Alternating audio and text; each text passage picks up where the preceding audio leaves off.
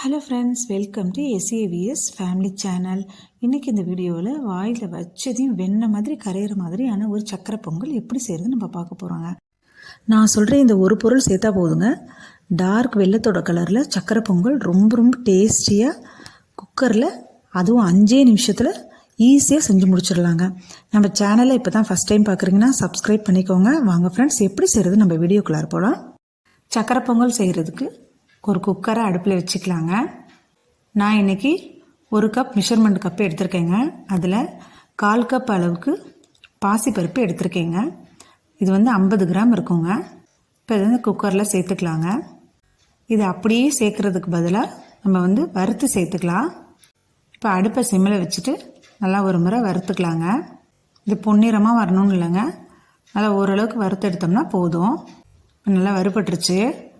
நம்ம இப்போ ஸ்டவ்வை ஆஃப் பண்ணிக்கலாங்க.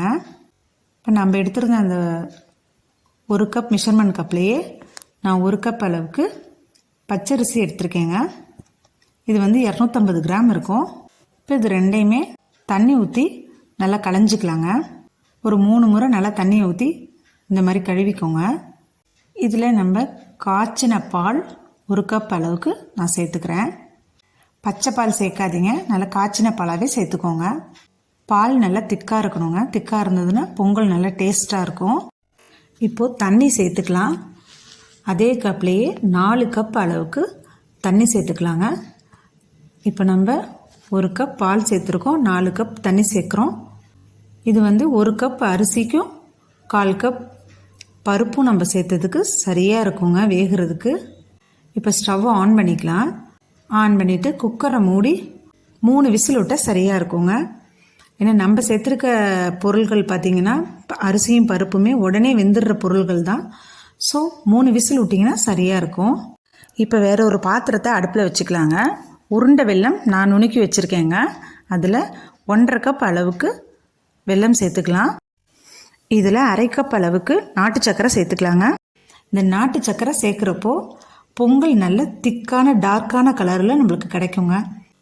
சில வெல்லம் நார்மலாகவே நல்லா கலராக இருக்கும், சில வெல்லம் கலராக இருக்காது. இதில் ஒரு 1/4 கப் அளவுக்கு மட்டும் தண்ணி சேர்த்துக்கலாம். இந்த மாதிரி நாட்டு சக்கரை சேர்க்குறப்போ பொங்கல் நல்ல கலராக இருக்குங்க. இந்த முறை நீங்கள் இந்த மாதிரி ட்ரை பண்ணி பாருங்கள். இப்போ இந்த வெல்லத்தில் இருக்க கட்டிகள்லாம் நல்லா கரையணுங்க, அவ்வளோதான். ரொம்ப பாகுபதம்லாம் வரணும்னு தேவையில்லைங்க. இப்போ பாருங்கள், நல்லா கொதி வந்துருச்சு. இந்த டைமில் நம்ம ஸ்டவ் ஆஃப் பண்ணிக்கலாம். வெள்ளை கரைசல் எவ்வளோ திக்காக நல்லா கலராக இருக்குது பாருங்கள், நல்லா தேன் கலரில் இருக்குது பாருங்கள். இப்போ குக்கரை ஓப்பன் பண்ணி பார்த்துடலாம். 3 விசில் வந்துருச்சு பாருங்கள். நல்லா அரிசியும் பருப்பும் நல்லா மலர்ந்து வெந்திருக்கு. இதை அப்படியே கரண்டி வச்சு நல்லா ஒரு முறை மசிச்சு விட்டுக்கோங்க. இப்பயே மசிச்சு விட்டுறணுங்க. நம்ம வெள்ளைப்பாகு சேர்த்ததுக்கப்புறமா மசிக்க முடியாது. 3 விசில் விட்டால் சரியாக இருக்குங்க. அதுக்கு மேலே விட்டிங்கன்னா இட்லி மாவு மாதிரி குழ குழன்னு ஆகிடும். ஸோ அந்த மாதிரி இருந்ததுன்னா பொங்கல் சாப்பிட்றதுக்கு நல்லா இருக்காது. இந்த டைமில் நம்ம கரைச்சி வச்சுருந்த வெள்ளை கரைச்சலை இதோடு சேர்த்துக்கலாங்க. இதை அப்படியே வடிகட்டி சேர்த்துக்கோங்க. இதை அப்படியே நல்லா ஒரு முறை மிக்ஸ் பண்ணி விட்டுக்கலாங்க. இப்போ பாருங்கள், மிக்ஸ் பண்ண நல்ல கலர் கிடைக்கும் நமக்கு. இந்த மாதிரி ஸ்டெப் பை ஸ்டெப்பாக செய்கிறப்போ பொங்கல் 5 நிமிஷத்தில் ஈஸியாக செஞ்சு முடிச்சிடலாங்க. நான் சொல்கிறேன், இந்த ஒரு பொருள் சேர்த்தா போதுங்க. இந்த நாட்டு சக்கரை மட்டும் ஒரு 1/4 கப் சேர்த்துக்கோங்க, நல்ல கலராக இருக்கும். இப்போ ஸ்டவ் ஆன் பண்ணிக்கலாம். இதில் 1/4 கப் அளவுக்கு தேங்காய் துருவல் சேர்த்துக்கலாங்க. இதில் பச்சை கற்பூரம் ரொம்ப சின்ன அளவில் கொஞ்சமாக சேர்த்துக்கோங்க. அதை அப்படியே போடாமல் இந்த மாதிரி நசுக்கி போடுங்க. ஏன்னா அப்படியே போட்டிங்கன்னா அது கரையாமல் ஒரு ஓரமாக இருக்கும். ஸோ இந்த மாதிரி நசுக்கி போடுங்க. ஏலக்காய் தூள் ஒரு 1/2 ஸ்பூன் அளவுக்கு சேர்த்துக்கலாங்க. இது எல்லாத்தையுமே நல்லா ஒரு முறை மிக்ஸ் பண்ணி விட்டுக்கலாம். இதில் டேஸ்ட்டுக்காக சும்மா 1 சிட்டிகை அளவுக்கு உப்பு சேர்த்துக்கிறேன். பாருங்கள், இப்போ நம்ம கிளற நல்ல கலர் ஏறிடுச்சு பாருங்கள். இப்போ நல்லா டார்க் வெள்ளத்தோட கலருக்கு வந்துருச்சு பாருங்கள். இப்போ பொங்கல் ரெடி ஆகிடுச்சு.